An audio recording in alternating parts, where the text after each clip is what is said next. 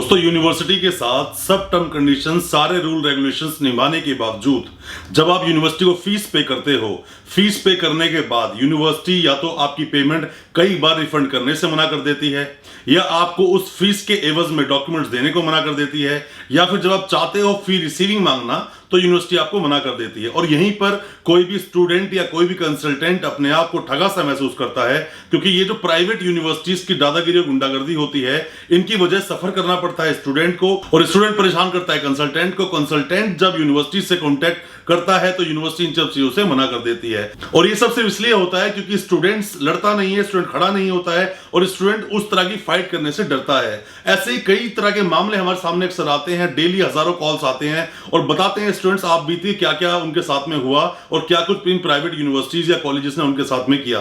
दोस्तों ऐसे ही 3 घटनाओं को लेकर आज हम लोग बात करेंगे अपने इस वीडियो में। पहली बात, जब कैंडिडेट ने एडमिशन लिया यूनिवर्सिटी में, यूनिवर्सिटी ने फीस बढ़ा दी कोर्स की और वो पेमेंट भी वापस नहीं की जो फीस कैंडिडेट ने यूनिवर्सिटी को दी थी। इसी में दूसरी एक बात आती है कि कैंडिडेट ने अपनी फीस यूनिवर्सिटी में दे दी, बट कैंडिडेट ने अपनी रिसीविंग नहीं कटवाई, और वहीं पर कैंडिडेट उसके लिए कहीं पर भी क्लेम नहीं कर सकता और ना दावा कर सकता है कि ये फीस उसी ने दी थी। और तीसरी बात आती है कि अब फीस देने के बावजूद, क्योंकि उसके पास कोई एविडेंस नहीं, कोई प्रूफ नहीं, डॉक्यूमेंट लेने के लिए जाता है यूनिवर्सिटी में तो यूनिवर्सिटी उसको मना कर देती है। और भी कई तरह की बातें हैं, मैं आपको बताऊंगा आज इस वीडियो में, बने रहिए हमारी वीडियो के साथ। दोस्तों मैं आप सभी का स्वागत करता हूं अपने इस YouTube चैनल पे जिसका नाम है यूनिवर्सिटी इंडिया, और मेरा नाम है वीरेंद्र वर्मा। जैसा आप सभी जानते हैं, हम देश विदेश की यूनिवर्सिटीज, कॉलेजेस, उनके कोर्सेज को एक्सप्लोर एंड रिव्यू करते हैं और आपको बताते हैं सब कुछ जो कुछ आप जानना चाहते हैं। दोस्तों यूनिवर्सिटीज की यूं तो कई तरह की प्रॉब्लम्स, कई तरह की गुंडागर्दी है, कई तरह की समस्याएं हम लोग अक्सर अपनी वीडियोस में लेकर आते हैं। और दोस्तों मैं एक बात आपको बता दूं, अगर आप परेशान हैं किसी भी यूनिवर्सिटी से, किसी भी कॉलेज से, आप कंसल्टेंट हैं, स्टूडेंट हैं या अभिभावक हैं, या फिर आप पेरेंट्स या कुछ भी हैं किसी भी स्टूडेंट के, किसी यूनिवर्सिटी ने गलत किया आपके साथ या किसी कॉलेज ने गलत किया, आप हमें कांटेक्ट करें, आकर हम लोगों से मिलें, हम आपकी जरूर मदद करेंगे। क्योंकि हम लोते हैं, अकेले हैं जिन्होंने ये आवाज उठाई है इन यूनिवर्सिटीज के अगेंस्ट। दोस्तों हमारी लड़ाई किसी यूनिवर्सिटी से नहीं है, किसी स्टूडेंट से नहीं है, हमारी लड़ाई इस सिस्टम से है, क्योंकि स्टूडेंट्स को परेशान करती है यूनिवर्सिटीज, कंसल्टेंट्स को परेशान करती है यूनिवर्सिटीज। तो हमने कोशिश की हम खड़े हों और आप लोगों की आवाज उठाएं, और अक्सर इन चीजों का सॉल्यूशन आता है, इनका जो बेनिफिट है वो स्टूडेंट्स और कंसल्टेंट्स को मिलता भी है।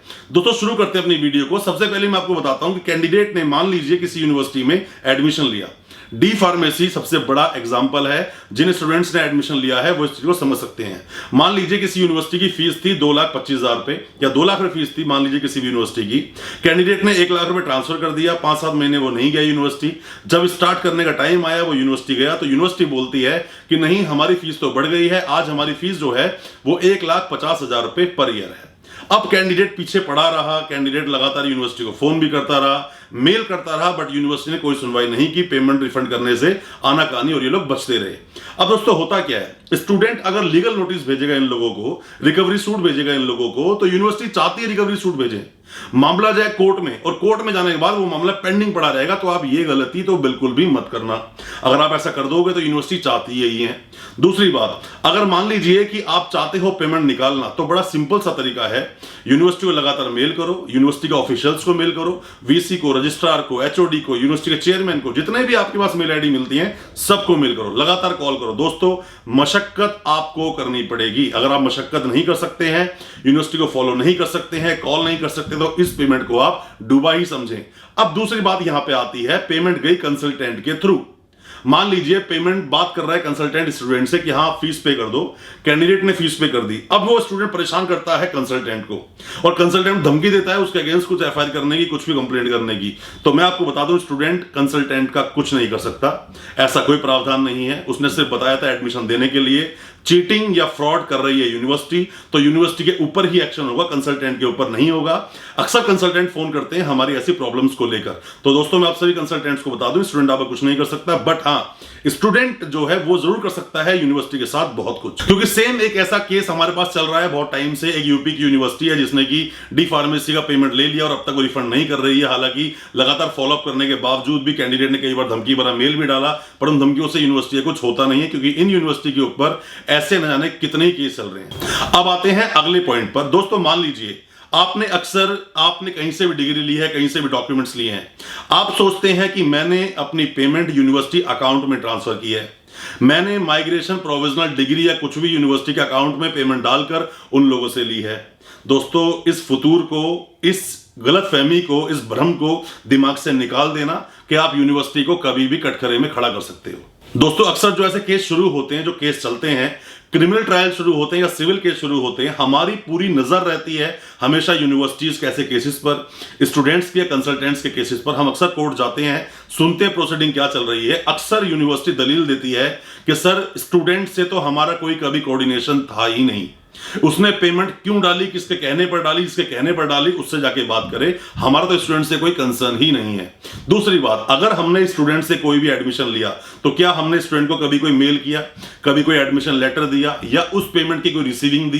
तो दोस्तों, आप कोर्ट जाओगे तो पेमेंट ऐसे तो आपको वापस मिलने वाली है नहीं। और दूसरी बात, आप सोच रहे हो कि आपने कोई बैकडेट डिग्री ले ली, आपने पेमेंट यूनिवर्सिटी अकाउंट में ट्रांसफर कर दी और आप उस बेस पे चाहोगे कि हाँ, मेरे डॉक्यूमेंट बिल्कुल ऑथेंटिक हैं, तो ये आपका भ्रम है, गलतफहमी है। आपके पास उस पेमेंट की रसीद का होना जरूरी है।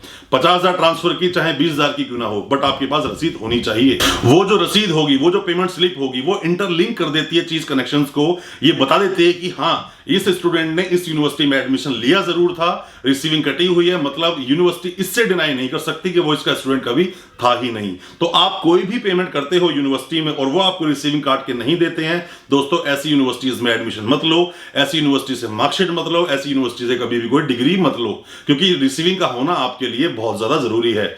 अब आते हैं अगली बात पर। दोस्तों, मान लीजिए किसी भी तरह से आपने माइग्रेशन प्रोविजनल डिग्री कुछ भी यूनिवर्सिटी से ले लिया।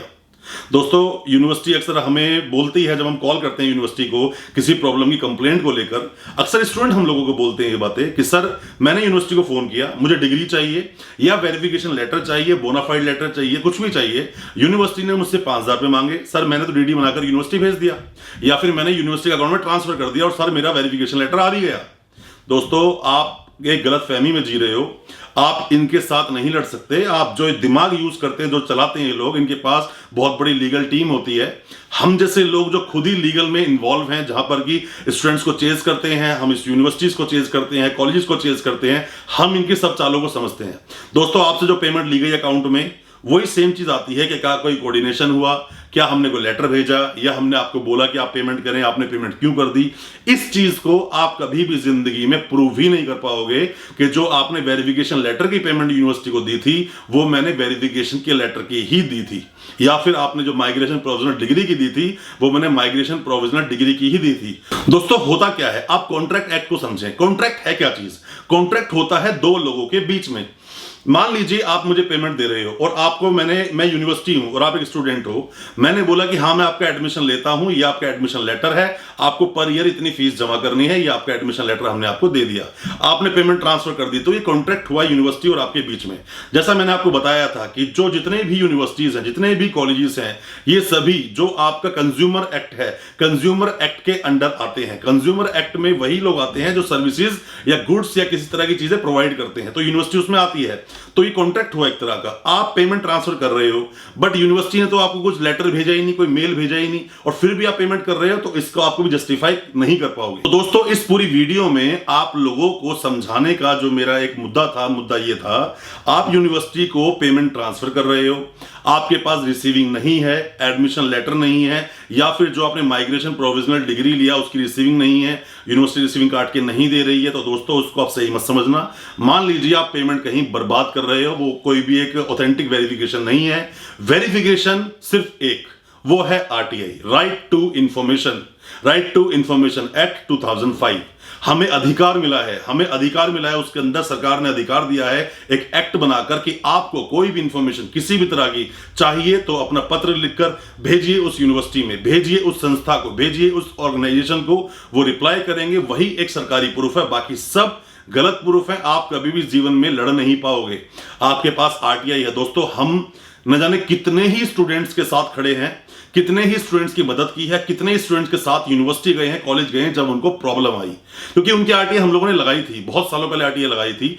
आज जब यूनिवर्सिटी पंगा करती है तो हम लोग अपनी उसी आरटीआई को लेकर यूनिवर्सिटी पहुंच जाते हैं और बोलते हैं कि ये आप ही के यहां से आरटीआई का जवाब आया है, आप हमारे स्टूडेंट को डीवेरीफाई कर दो, लेटर भेज दो, बाकी हम देख लेंगे। तो यूनिवर्सिटी उस स्टूडेंट को उसी टाइम वेरीफाई कर देती है। क्यों कर देती है? आरटीआई को डिनाई नहीं कर सकते ये लोग, बाकी सब कुछ डिनाई कर सकते हैं। तो आप बहुत अच्छे से कॉन्फिडेंटली रिलाई कर सकते हो आरटीआई पर। आरटीआई के अलावा सारी तरह की वेरिफिकेशंस बेमाने हैं। यूनिवर्सिटियां बचती हैं कि हम आरटीआई रिप्लाई ना करें। आपने डॉक्यूमेंट जेन्युइनली लिए हैं, पेमेंट यूनिवर्सिटी अकाउंट में दी है, रसीद कटवाई है, बाकी सब एविडेंसेस हैं, तो यूनिवर्सिटी आपको मना नहीं कर सकती आपको आरटीआई का रिप्लाई करने से। इनको आरटीआई का रिप्लाई करना ही पड़ेगा। और दोस्तों साथ में एक बात और भी है, बात सिर्फ आरटीआई रिप्लाई लेने की नहीं है, बात यह है कि आरटीआई रिप्लाई लेने के बाद कभी यह सिचुएशन आ जाए तो आप खड़े कैसे होगे? आपके साथ एक बंदा चाहिए। दोस्तों हम आपसे प्रॉमिस करते हैं कि जब तक हम लोग हैं तब तक हम किसी भी तरह की प्रॉब्लम में, किसी भी तरह की समस्या में, किसी भी स्टूडेंट या कंसल्टेंट के साथ खड़े हैं। आपको जरूरत है, आप चाहिए, आप हमें कॉल करें, हम यूनिवर्सिटी आएंगे और जो भी मदद कर पाएंगे हम आपकी मदद जरूर करेंगे। बट इस बात को गांठ बांध लेना कि आप किसी भी यूनिवर्सिटी को पेमेंट नहीं करेंगे जब तक आपको रिसीविंग नहीं मिलेगी। पेमेंट हमेशा यूनिवर्सिटी के अकाउंट में करेंगे और रिसीविंग जरूर मांगेंगे, चाहे वो रसीद आपको कुछ पेमेंट की मिले, बट वो बहुत जरूरी है। नहीं है तो अपने डॉक्यूमेंट्स को कभी भी आप नहीं बोल सकते कि डॉक्यूमेंट्स आपके ओरिजिनल हैं। दोस्तों मैं उम्मीद करता हूं जो मैंने आपको आज सबको डिटेल बताई है कि आप किस तरह यूनिवर्सिटी अकाउंट में पेमेंट करेंगे, किस तरह से रसीद लेंगे, वो सब आपको समझ आया होगा। फिर भी कोई भी किसी तरह का सवाल या क्वेश्चन आपके दिल में है, आप हमें रिप्लाई करें, आप हमें कमेंट करें, फेसबुक पे, इंस्टाग्राम पे हमें जरूर फॉलो करें, हमसे पूछें सवाल जो भी आपके दिल में है। बट सवाल जेन्युइन होगा तो हमारी तरफ से रिप्लाई जरूर 100% आएगा। मैं खुद सब कमेंट्स को इंडिविजुअल देखता हूं, जो कमेंट्स अच्छे होते हैं मैं उसको रिप्लाई पर्सनली करता हूं, वरना हमारी पूरी टीम है जो उसको देखती है। बहुत बहुत शुक्रिया दोस्तों, धन्यवाद हमारी वीडियो के साथ बने रहने के लिए।